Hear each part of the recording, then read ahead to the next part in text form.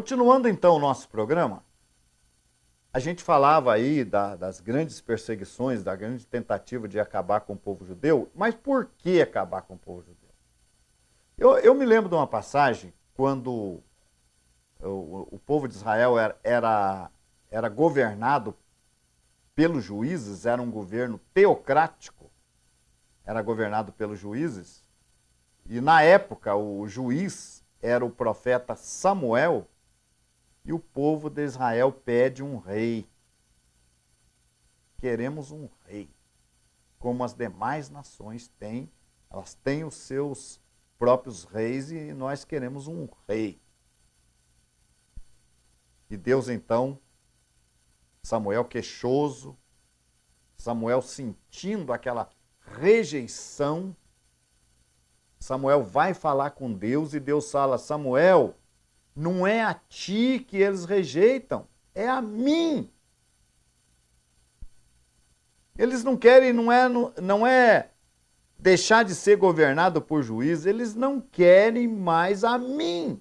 Porque você, como juiz, exerce um governo religioso, um governo teocrático, e eles não querem. Eles querem um rei como as demais nações. Estão rejeitando não é a ti, e sim a mim. Porque ao longo desses séculos se tentou destruir o povo judeu, impedir a sua identidade através da proibição da circuncisão e, por fim, apelar para a matança do povo judeu, a matança do povo judeu através de Hitler. O que, na verdade, Hitler queria? O que, na verdade, as nações queriam? As nações queriam se livrar de Deus. Matando os judeus? Exatamente. Matando os judeus, extinguindo os judeus, as nações se livrariam de Deus. Se nós temos hoje a Torá, a gente falava no programa anterior, se nós temos hoje a Torá, se temos a Bíblia, praticamente perfeita, é porque o povo de Israel vive. Então não há como mexer, mudar, alterar a Torá, alterar os ensinamentos, porque o povo de Israel está aí vivo. E toda a Torá, todo o Sefer Torá que você tem em qualquer sinagoga no mundo inteiro é exatamente o mesmo, igualzinho. Então, não é acabar com o povo de Israel, é acabar com Deus. Se o povo de Israel desaparece da terra, pode se mexer na Torá, pode se mexer nos escritos, pode se mexer em tudo, pode se acabar com essa ideia de Deus que se tem, se criar outros deuses, outras ideias, se livrar de Deus, enfim. E aí eu volto a falar com vocês. Israel é e será sempre a nação sacerdotal. Nós temos nas profecias, as palavras dos profetas, nós temos que o reino vai ser implantado. O nosso povo de Israel espera o Mashiach ben Davi. Nós vamos falar sobre isso futuramente. Espera o Mashiach ben Davi, como nós também esperamos o Mashiach ben Davi. E quando venha Mashiach, ele se assentará no trono de Davi. Haverá uma grande destruição na face da terra. Será o juízo de Deus sobre as nações. E eu quero aproveitar até a oportunidade desse programa para dizer para vocês que existe muita especulação a respeito aí dos dias da vinda de Mashiach. Uns falam que é um chip que vai ser colocado na mão, e esse é o fim, é a marca da besta. Outros falam aí a teoria Illuminati.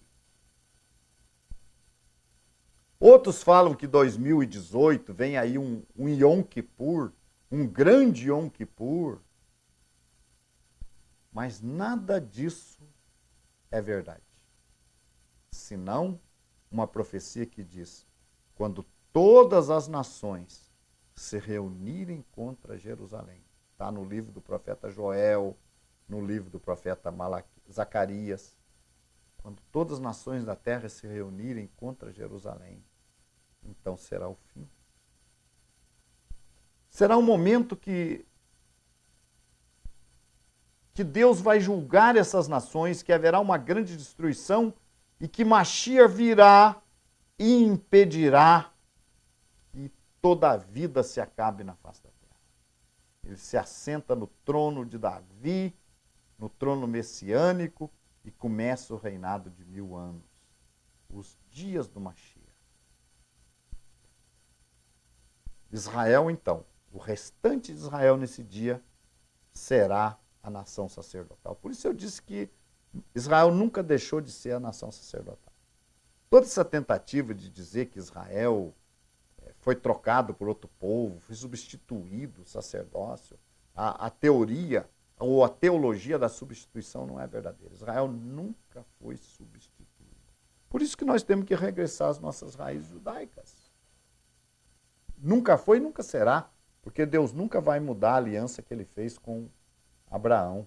Nunca ele vai mudar isso aí. Mas eu quero ler com vocês um versículo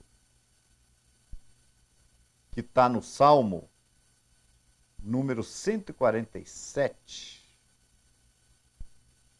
147, vamos ver aqui o que diz o Salmo 147, versículo 20. Salmo 147. Vamos ler o 19. 19, preste atenção. Mostra a sua palavra, Jacó. Veja bem. Mostra a sua palavra, Jacó. Deus mostra. Deus revela a sua palavra, Jacó, ou a Israel. E os seus estatutos e os seus juízos a Israel. Não fez assim a nenhuma outra nação. Está vendo? Não fez assim a nenhuma outra nação. E quanto aos seus juízos, nenhuma os conhece. Louvai ao Eterno. Veja bem, as demais nações não conhecem os juízos, os estatutos e os mandamentos de Deus. Não conhecem. Está escrito. Mas quanto aos seus juízos, nenhuma os conhece.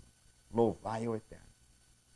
Revela, mostra a sua palavra a Israel, a Jacó, e os seus estatutos e os seus juízos a Israel. Salmo 147, 19 e 20. Então, é por isso que nós temos que fazer um retorno às raízes judaicas do primeiro século. Revisarmos isso aí, entendermos essa questão da apostasia que ocorreu a partir do quarto século, essa tentativa de extinguir o povo de Israel. Eu quero trazer um estudo para vocês aqui oportunamente no nosso programa, Or Teshuvah, Luz para o Retorno, que mostra para vocês que não foi o povo de Israel que matou Yeshua. O que é isso? Todo mundo sabe que quem matou Yeshua foi Israel. Pois nós vamos ver. Israel teve, sim, a sua parcela, não Israel propriamente dito, mas uma pequena parte da liderança religiosa de Israel teve, sim, participação na condenação de Yeshua. Mas não todo o povo de Israel, como é dito. Então, gente, olha, no Brasil, por exemplo, nós conhecemos a história do Brasil, que um dos personagens que antecipou a independência do Brasil foi Tiradentes. Ele se levantou, um visionário, com uma ideia de independência do Brasil. E o que aconteceu com Tiradentes? Ele foi morto. Agora, Tiradentes foi morto por quem? pelo povo brasileiro? Ele morreu no Brasil. Mas ele foi morto pelo povo brasileiro? Ou por algumas autoridades portuguesas estabelecidas no Brasil que tinham interesse em apagar a figura de Tiradentes? Foram algumas autoridades de Portugal que tiveram interesse nisso. Então não é certo dizer que os brasileiros mataram Tiradentes. Grave, mas ninguém está falando que o povo brasileiro matou Tiradentes. Sim, mas por que falam que o povo de Israel matou Yeshua? Foi o povo de Israel que matou? É verdade que foi uma minoria que aceitou Yeshua? É verdade isso? Que ele veio para os que eram seus e a grande maioria não aceitou? Apenas lá uma meia dúzia, um punhadinho de gente creu nele? É verdade isso? Porque isso é o que as pessoas acreditam. Que poucas pessoas acreditaram em Yeshua. E que toda a maioria do povo matou Yeshua. Seria isso verdade? Nós vamos ver. Inclusive por este conceito, graças a este conceito de que todos os judeus mataram Yeshua, é que se criou o pensamento antissemita, ou o antissemitismo. A gente sabe que é muito difícil para alguém do nosso povo aceitar Yeshua como Mashiach. Eu compreendo, eu sei disso, que é difícil para alguém do nosso povo acreditar que Yeshua seja o Mashiach. Mas por quê? Uma das razões é a perseguição que se faz contra o povo judeu. É o antissemitismo que ocorreu. É claro que nem todos os cristãos perseguem ou perseguiram os judeus. Mas os que perseguiram em nome da religião e da religião cristã. E o motivo dessa perseguição é exatamente o sentimento antissemita. Mataram Jesus, mataram Deus.